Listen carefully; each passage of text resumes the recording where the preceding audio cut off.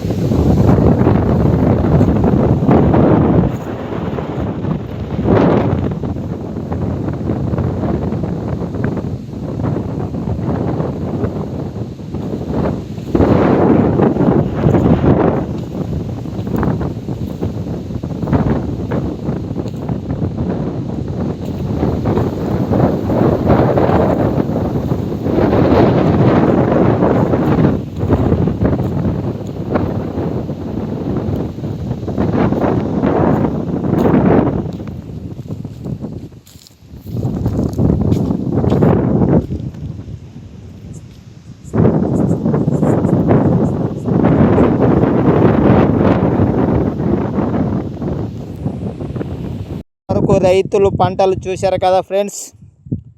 వర్షం లేక 2 నెలలైంది. పంట వేసి 2 నెలలైంది. వర్షమే లేదు. రైతులు వేసిన పంటలు కొట్టుకుపోతున్నాయి. రైతులు వేసిన పంటలు గాలికి కొట్టుకుపోతున్నాయి. 2 నెలలైంది వర్షం లేక. ఇంగెల పత్తి మొక్క ఉంటుంది ఫ్రెండ్స్. ఇంగెల పత్తి మొక్కలు ఉంటాయి.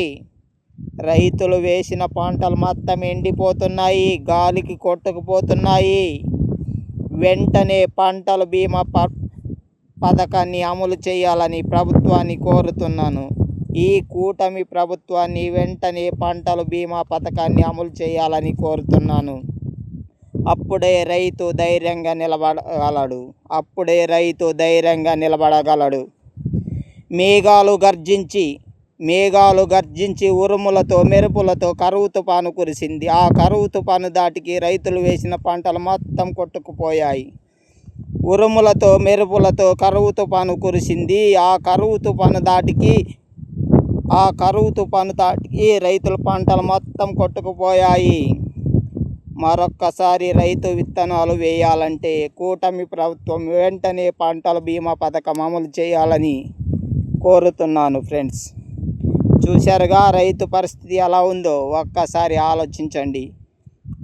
రైతు వేసిన పంటను కరువు తుఫాను కొట్టుకుపోయింది. మేఘాలు గర్జించి కరువు తుఫాను కురిస్తే ఆ కరువు తుఫాను దాటికి రైతులు వేసిన పంటలు మొత్తం కొట్టుకుపోయాయి.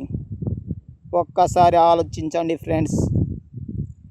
వెంటనే పంటల బీమా పథకాన్ని అమలు చేయాలి కూటమి ప్రభుత్వం. Thank you.